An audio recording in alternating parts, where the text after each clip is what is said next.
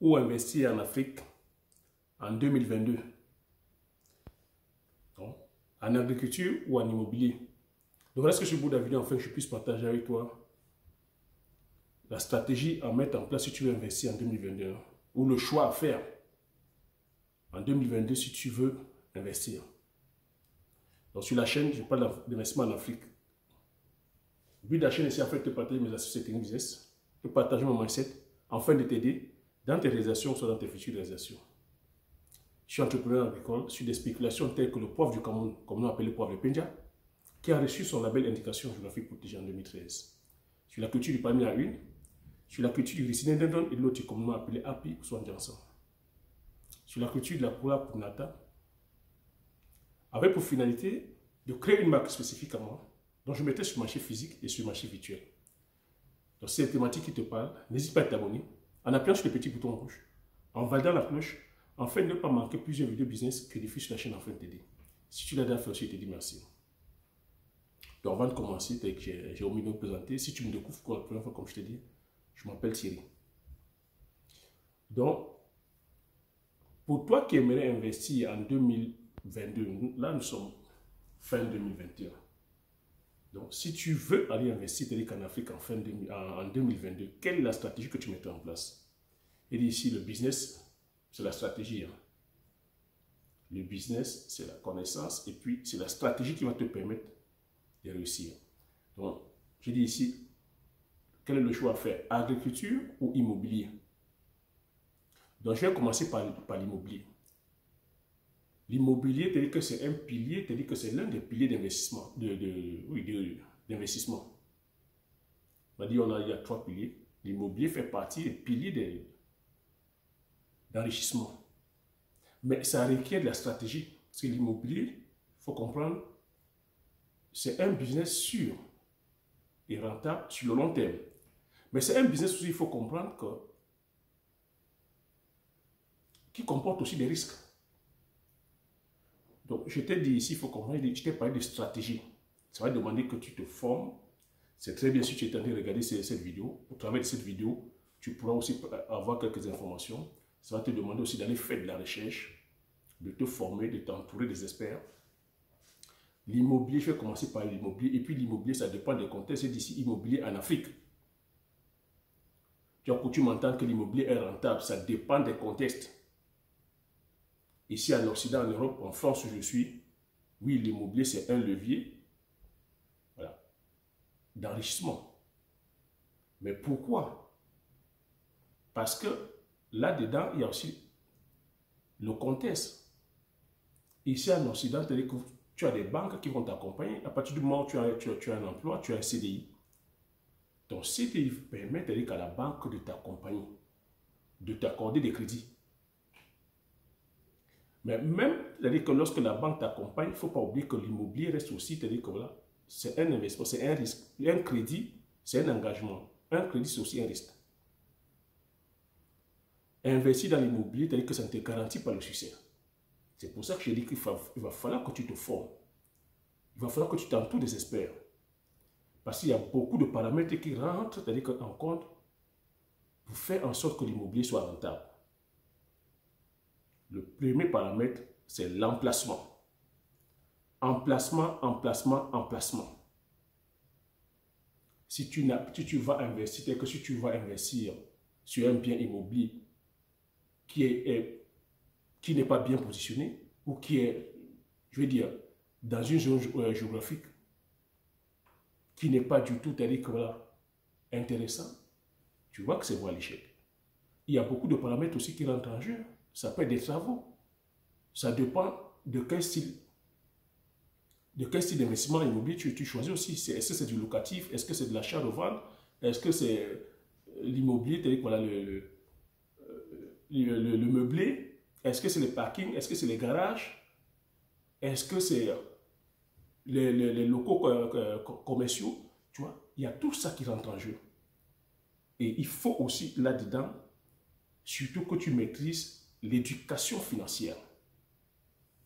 La pièce maîtresse, c'est l'éducation financière. Parce que si tu n'es pas, c'est-à-dire que si tu n'as pas la connaissance en éducation financière, tu foires ton business. Ça, c'est le contexte occidental. Maintenant, en Afrique, une fois je t'ai dit ça, je t'ai dit qu'en Afrique, en Europe, ça fonctionne parce que il y a cet avantage que les banques t'accompagnent. Tu vois qu'avec ton salaire, seul, tu ne peux pas aller acquérir un bien ici en Occident. Donc, il y a ce levier que la banque t'accompagne. La banque, c'est un levier puissant qui te permet comme ça d'investir. Ce qui n'est pas le cas en Afrique. En Afrique, tu ne peux pas aller t'engager en immobilier. En étant salarié, en comptant sur ton épargne, tu ne peux pas aller investir en immobilier. Et je te dirais même encore, c'est une grosse erreur que tu feras en allant prendre toute ton épargne pour aller miser sur un investissement immobilier. Et ça dépend même encore, je veux dire encore, je t'ai dit, n'oublie pas, l'immobilier c'est emplacement, emplacement, emplacement. Et aujourd'hui en Afrique, je ne sais pas où est-ce que, avec ton épargne personnelle, dans quelle grande ville tu pourras te dire qu'aujourd'hui, trouver l'espace, parce qu'il n'y a plus d'espace. Tous les espaces de choix ont été déjà pris. Et si tu trouves l'espace aujourd'hui, ça va coûter les yeux de la tête. J'ai dit, investir, c'est la stratégie. Tu vois maintenant, une fois où, si tu trouves l'espace, l'espace n'est pas donné. Le mètre carré, ça coûte énormément cher. Tu peux facilement friser, c'est-à-dire que les 100 millions de francs CFA pour aller toucher quelques mètres carrés. Et tu vois que sur le plan stratégique, c'est suicidaire. C'est uniquement le terrain 100 millions de francs CFA, sans compter maintenant le bien immobilier. Qu'est-ce que tu vas construire? Un immeuble? Ça va te revenir à combien? 500 millions de francs CFA ou 700 millions de francs CFA? Les banques ne pourront pas t'accompagner.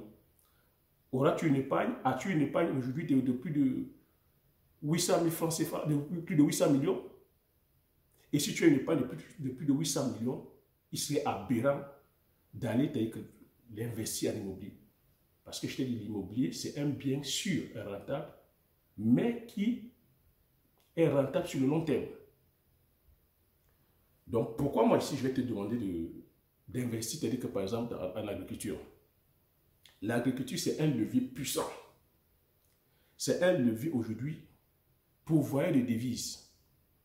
C'est un levier sur lequel qui ne va pas te demander un apport conséquent. Tu as vu ici, j'ai dit, pour un bien rentable, en Afrique, il faudrait que tu aies au moins dans les 800 millions de francs CFA. Donc ça, je comptais l'emplacement. J'ai dit emplacement, emplacement, emplacement. Il faudrait que tu aies un minimum de 800 millions de francs CFA. Tu imagines 800 millions de francs CFA. En agriculture, je vais te dire, tu n'as pas besoin de 800 millions de francs CFA pour commencer à brasser les millions. Parcours la chaîne. Je t'ai donné comme ça plusieurs idées de business. Que tu as sur le plan, c'est-à-dire que les cultures maraîchères. Si tu veux faire la tomate, en quelques mois, tu es millionnaire. Tu n'as pas besoin de 800 millions. Avec 5, 6, 10 millions, tu es multimillionnaire. Tu brasses les millions. Avec la culture de l'oignon, un hectare, je te dis quoi, 7 millions. La culture de la pomme de terre, un hectare, 10 millions. Tu vois qu'avec 10 millions de francs CFA, tu brasses des millions. Tu es milliardaire. Tu peux aller te dire que sur les cultures vivrières, la banane plantain, ça te fait des hectares de banane plantain. En quelques mois, dès que tu brasses des millions. Tu vois te dire que sur la culture de l'igname, c'est des millions. Tu vas sur la culture que du manioc, tu brasses des millions. Tu vas sur la culture peu importe les cultures que vivrières sur lesquelles tu vas te lancer, à partir du moment où tu as la connaissance sur le domaine, où tu t'entoures des experts, l'agriculture c'est un puissant levier. Si tu vas maintenant sur les cultures de rente, je t'ai parlé du poivrier, c'est-à-dire qu'un hectare de poivrier te rapporte 1 400 000 € au bout de 300 ans en production, 7 ans en maturité, 1 400 000 €. Tu peux te lancer sur la culture du palmier à huile, les cultures de rente, la cola acuminata, sur les arbres fruitiers, sur les agrumes. Ça te fait des millions. Maintenant, dans la stratégie qui est là-dedans, c'est quoi? C'est que beaucoup ne comprennent pas. beaucoup d'Africains rentrent dans l'immobilier par suivisme. Maintenant, une fois tu as investi tel qu'en agriculture, puisque l'agriculture c'est un levier puissant, à partir du moment où tu es dedans, 2 ans, 3 ans, 4 ans, 5 ans, 6 ans, 7 ans, que tu as déjà embrassé des sommes colossales, en 10 années ou en 5 années de culture, tu es capable d'amasser la somme de 800 millions de francs CFA dont on a parlé en amont.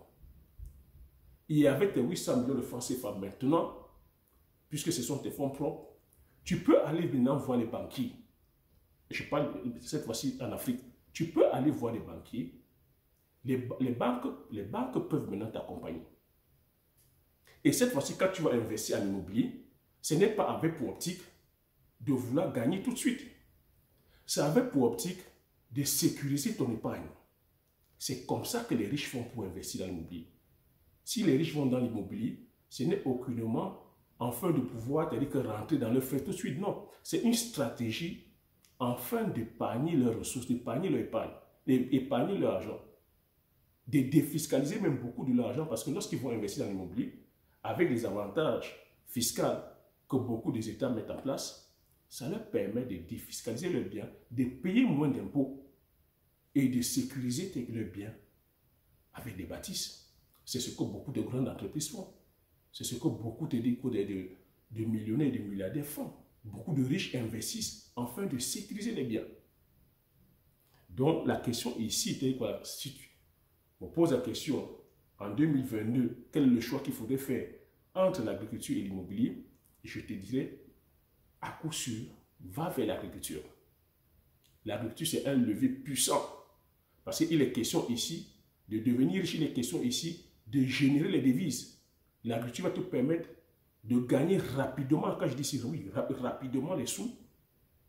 Et les sous que tu pourras gagner, tu pourras facilement, cette fois-ci, aller investir en immobilier. Même si derrière, il y a des risques, les risques seront limités parce que sont tes fonds propres. Derrière, tu as une activité génératrice de revenus, tu as l'agriculture qui te génère les sous. Tu pourras comme ça retomber sur tes deux pattes.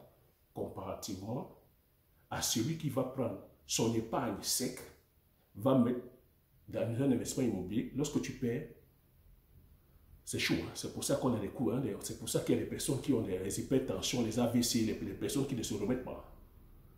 Et derrière, même si la banque t'accompagne, derrière aussi, tu vois que c'est un risque. Il va falloir peut-être que tu hypothèques. Si tu n'as pas, tu as dit que là, déjà des terres à hypothéquer, si tu n'as pas déjà un bien à hypothéquer en Afrique, tu ne seras pas suivi. Et si tu es suivi, on saisit. Donc, comme j'ai coutume à te dire, s'enrichir, que c'est une question de stratégie. Devenir riche, c'est une question de stratégie. Donc, tu comprends maintenant pourquoi les riches investissent en immobilier. Les riches investissent en immobilier afin de sécuriser leurs biens, sécuriser leur richesse, sécuriser leur liquidité. Les riches ne gardent pas l'argent en banque. L'argent qui dort en banque perd la valeur. L'argent qui dort en banque, il y a des taxes qui sont dessus. Il y a l'inflation qui joue. C'est pour ça que les riches sont toujours en train de faire tourner leur argent afin de pouvoir toujours, voyez, maximiser, sécuriser l'épargne.